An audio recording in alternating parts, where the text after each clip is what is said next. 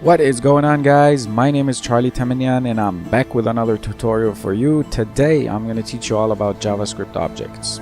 So all you code newbies out there, I'm going to do my best to make sure that it's entertaining, memorable, and useful for you guys. So if you want to learn about JavaScript objects once and for all, this is the video for you. Just make your coffee and let's do this.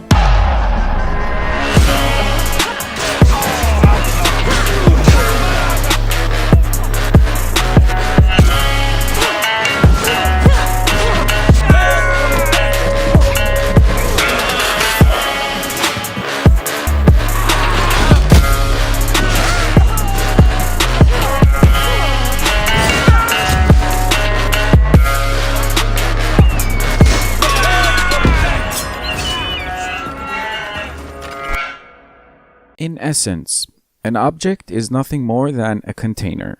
You can think of it of like a box that has a bunch of stuff in it. Okay, so the way we do it in JavaScript is, well, you have your const, your let, or your var. Then you got your object name. This can be anything. And then you got the curly braces. And then everything inside the curly braces is basically the properties of this object that you're trying to declare. And usually they come in the form of a key and a value. Now, the keys can be names. They can be anything. You can call each one a unique name, just like you use for object name. And the values, they can be anything. They can be strings. They can be numbers. They can be arrays. They can be another object. They can be whatever value you can store inside JavaScript by default.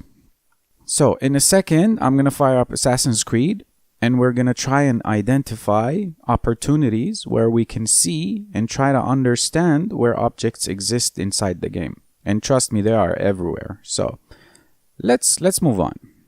Okay, let's fire up the inventory for a second and look for objects inside it. Okay, so if you guys can see all these weapons, every single one of them you can imagine is an object. So each object has its own title, its name. As you can see, this one's a spear, and inside it, it has all kinds of properties. Like you see, it has like a required level 20, damage is 564, and all kinds of stuff. And if you notice, they come in key value pairs. So I'm just gonna, let's take this one for example, this spear. I'm gonna take a screenshot of this window, and then we're gonna fire up VS Code and translate this spear into actual code, so we can compare them side by side.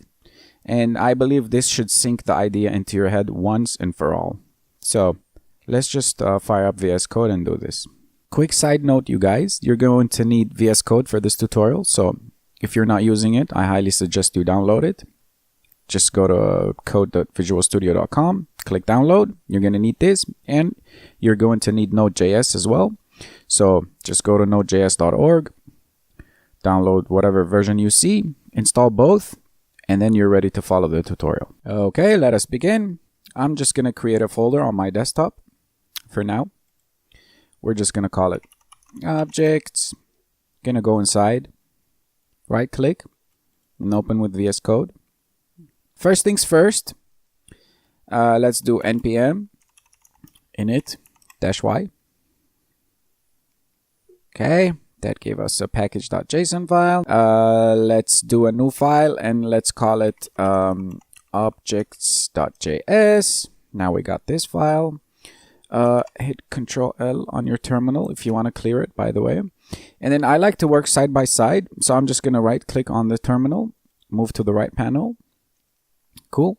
And then I'm just going to hide this because we don't need it. And we'll do Control L one more time. Okay, so I took a screenshot of the weapon. And it is time to translate it into a JavaScript object. So let's do a const. What do we want to call this? Let's do weapon is equal to an empty object. Okay, so when you put those curly braces, it means it's an empty object. So we need to fill it with properties. And those properties are key value pairs like we talked about. So let's give it a name. I am looking at the top right here. Okay, so let's look at the name. The name is going to be Griffin's scythe. I don't know how you spell that thing, but as you can see, the apostrophe from the S screwed it up, so we're gonna use the backticks to fix this problem. Easy. We just cut it. Excuse me. We just cut it and paste it right here. Cool. So we got a name, right? Okay. Comma. You have to separate each property with a comma. Let's do next. I'm looking at the bottom right here. There's their nice description. Let's type it. So description. A weapon as legendary as its namesake. The Griffin's scythe is as sharp and terrible as the beast's talons. Sweet. Okay, we got the description. Next, let's see. Now, it's a legendary spear, so maybe it has like a property inside it. Maybe that's called type. Maybe. And we can say it's a string as well. So we'll say legendary. Now, if you guys can see, it has a required level of 20. So let's do that. So we'll do level 20. We'll make it as a number. There you go. Next. And as if you guys played the game, you know, because it's white or grayish, that means that it's unlocked. Some of them are red, which means it's going to be locked. It's a higher level, but I'm on level 20, so it's unlocked. So we can say locked or unlocked. It's up to you. We'll do locked false, which means that we have it. Let's see. I'm looking at the next line at the bottom. Damage number 564. Hopefully you guys are starting to understand what objects are. It's starting to sink in.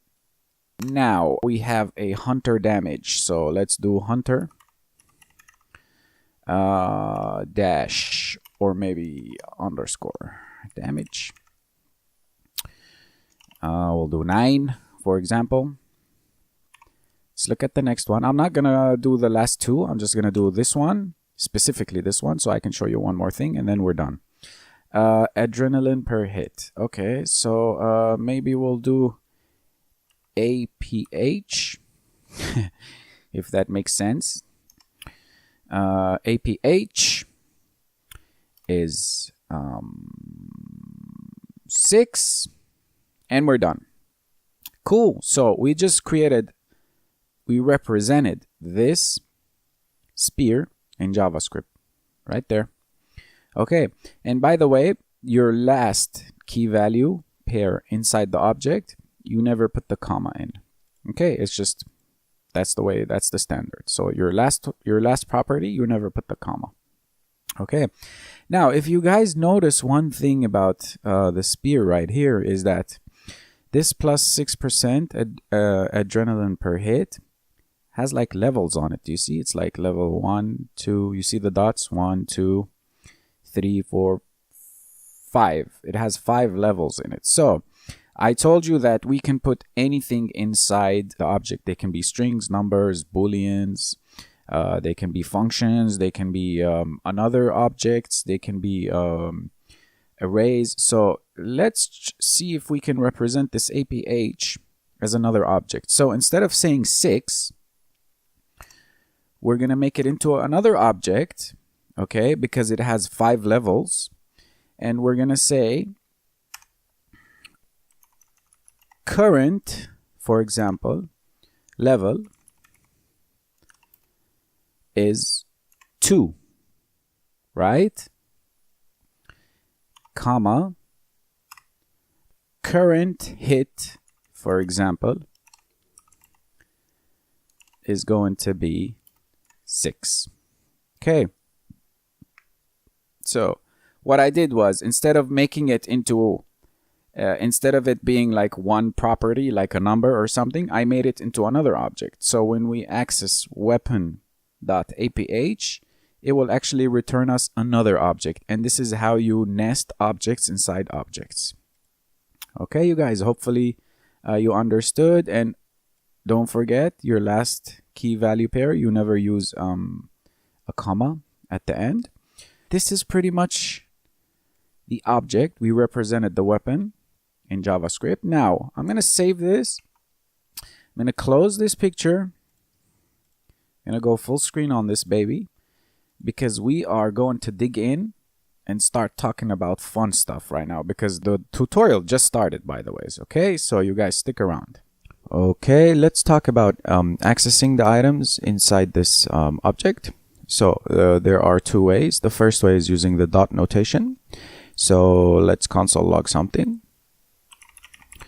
I'll do console.log and we'll console log the weapon dot. And as you can see, Visual Studio Code actually gives you hints. So let's access the level, for example. Hit save. And then I'm just going to run node objects.js to run the code. And as you can see, it's 20. So this is the first way to access anything inside an object with a dot notation. There is one more notation, which is using the bracket as brackets. So we can do console.log. This time a weapon, we open and close brackets. And inside those brackets, we can put either variables or strings. So we can do, let's say we want to, let's log out the description. I'll save that.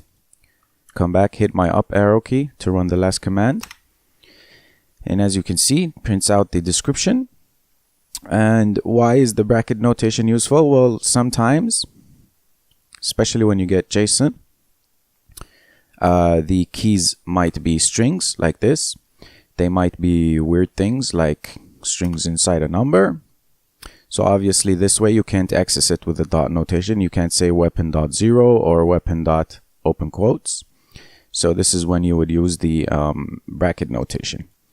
And you could also use the bracket notation when they're assigned to vars. So we can say something like let n is equal to name, for example. So if we wanted to console.log weapon.n, this is not going to work because let's see what's going to happen. As you can see, it's undefined because it is going inside weapon and trying to find something called n, which doesn't exist. But if you throw it inside the bracket notation,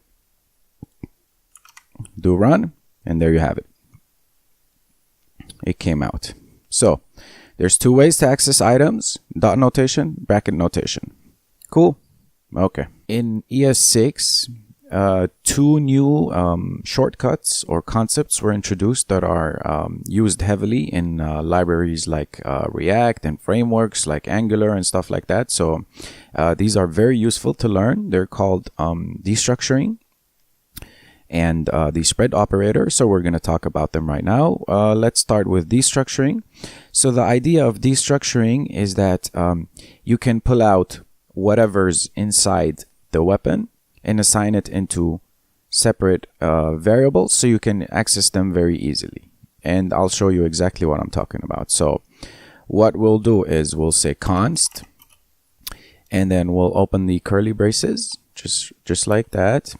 And then we're going to assign this to the weapon.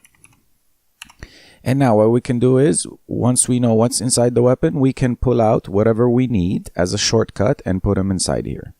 So let's say I want to pull out damage. I can pull out level if I want to, whatever I want. Say I want to pull out type. Let's say I want to pull out name.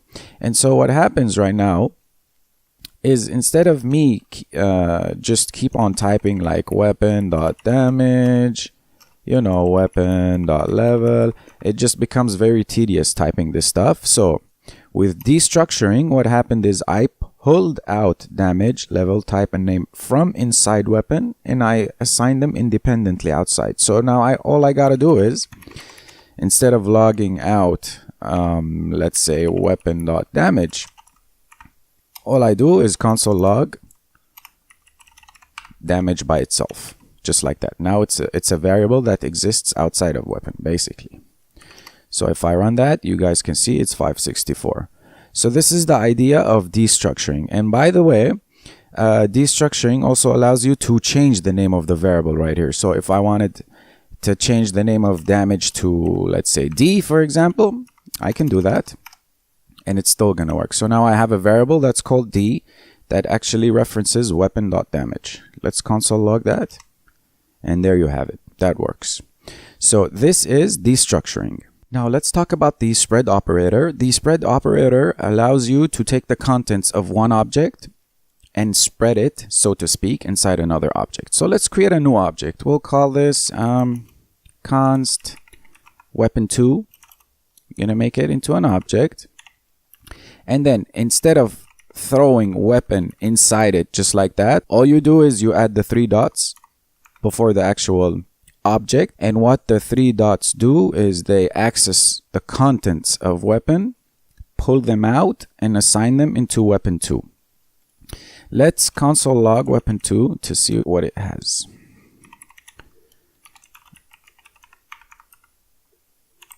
Save that, run it, and as you guys can see, it's another object with all the contents from weapon.